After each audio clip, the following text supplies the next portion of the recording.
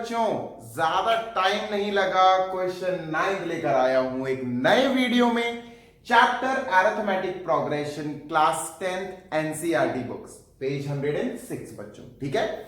और like subscribe share तो बनता ही है, ठीक है। Let us move on to question number 9 बच्चों। If you are new to this channel तो कर देना सब्सक्राइब। चलो बच्चों, question 9, if third and ninth term are 4n minus 8, third a3 and ninth a9 are 4n minus 8, ये है 4, ये है -8। एक्चुअली इसके आगे रिस्पेक्टिवली लिखा था, वो मैंने लिखा नहीं। थर्ड एंड नाइन्थ, 4 एंड -8, तो थर्ड हो गया 4 और नाइन्थ टर्म हो गया -8 बच्चों, ठीक है।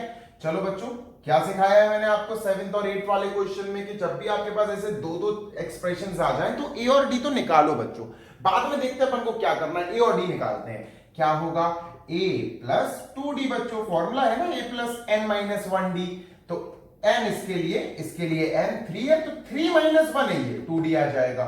ये हो जाएगा बच्चों a प्लस 8d, है ना, 9 है ना इसलिए 8d, 3 है ना इसलिए 2d इज इक्वल टू -8 बच्चों। अब क्या किया जाए, दोनों इक्वेशंस को अपन सॉल्व करते हैं। Let us start elimination process, ठीक है। चलो एलिमिनेट करते हैं, इसको ऊपर रखेंगे, ये 8d बड़ा है ना, तो let us write a plus 8d is equal to -8, उसके नीचे ये वाली इक्वेशन लिखते हैं, a plus 2d is equal to 4। चलो भाई, अब आपको ए से ए उड़ाना है, you have to neglect them. Neglect क्या, उड़ाना ही है, ब्लास्ट करना है उसे। तो नीचे के सिंबल्स चेंज करो, माइनस माइनस, और ये भी पॉजिटिव है तो ये भी माइनस। ए से ए कट गया, प्लस और माइनस का ए कट गया। We have 6d is equal to -12 बच्चों। अगर 6d -12 है तो d कितना आएगा बच्चों? बच्चों d आएगा -12 अपॉन 2 भाई, 2 सॉरी अपॉन 6 है ना, तो नीचे 6 आ जाएगा बच्चों। d आया -2, तो d अपन लिख लेते हैं -2 आ गया, ठीक है। Let us write d is equal to -2, highlight कर दिया उसको। अब अगर d आ गया बच्चों तो d की हेल्प लो, फर्स्ट इक्वेशन की हेल्प लो और a निकाल लो। Let us do this thing only. चलो, अपना फर्स्ट इक्वेशन क्या है? फर्स्ट इक्वेशन है a plus 2d is equal to बच्चों 4 है ना, हाँ 4। अब यहां पर बच्चों मैं d की वैल्यू -2 रख रहा हूं, a plus 2 into -2 is equal to 4 बच्चों। a -4 इज इक्वल टू 4, ये -4 हो जाएगा, 2 2 जा 4 और माइनस का a इज इक्वल टू 4, -4 उधर भेज रहा हूं, ये 4 तो ऑलरेडी है ही, तो ये -4 इधर चला जाएगा बच्चों। a की वैल्यू आ गई 8। अब जब अपने पास a 8 आ गया और d -2 आ गया, तो इनको जरा सजा के लिख लेते हैं। a आया बच्चों 8, d आया बच्चों -2।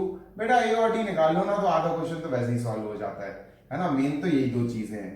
अब बच्चों क्वेश्चन पढ़ते हैं अपन। a और d निकाल लिया, हमारा आधा पर्पस तो हो गया। Let us move on to question. आप क्वेश्चन पढ़ो जब तक मैं 2 घूंट पानी पी लूं। क्वेश्चन क्या है? क्वेश्चन है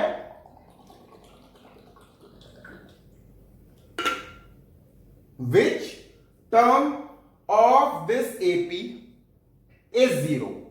इस AP का कौन सा टर्म 0 होगा? नहीं समझे? अभी समझाता हूं। इस AP का, जो भी AP है ये, इसका 0 एक टर्म है। इस AP के अंदर 0 आ रहा होगा, ये तो सही बात है, आ रहा होगा 100% होगा। पर वो कौन से नंबर का टर्म है? Which term of this AP? इस क्वेश्चन वाली AP में जो भी AP रही होगी उसमें 0 किस नंबर पे है? दे आर आस्किंग किस नंबर पे है, किस पोजीशन पे n फाइंड करना है। देखो, उन्होंने कहा कि सर आप 0 n मुझे नहीं पता कितना है, मैं 5 6 7 8 9 10 11 12 कुछ भी लिख सकता था, पर मुझे नहीं पता। क्यों? क्योंकि मैं इसके आगे 0 लिख रहा हूं। an इज अननोन, ये बच्चों अभी अननोन टर्म है। अगर मैं इसको कहूं तो मैं इसको लिख सकता हूं अभी ये अननोन टर्म है बच्चों, unknown term. This is known as unknown term. an is unknown, getting my point. Unknown number का टर्म 0 है। अब बच्चों अपन इसके नीचे फॉर्मूला खेलते हैं। चलो a plus n minus 1d, अपन को 0 के लिए n पता करना है। Getting my point? 0 के लिए n पता करना है।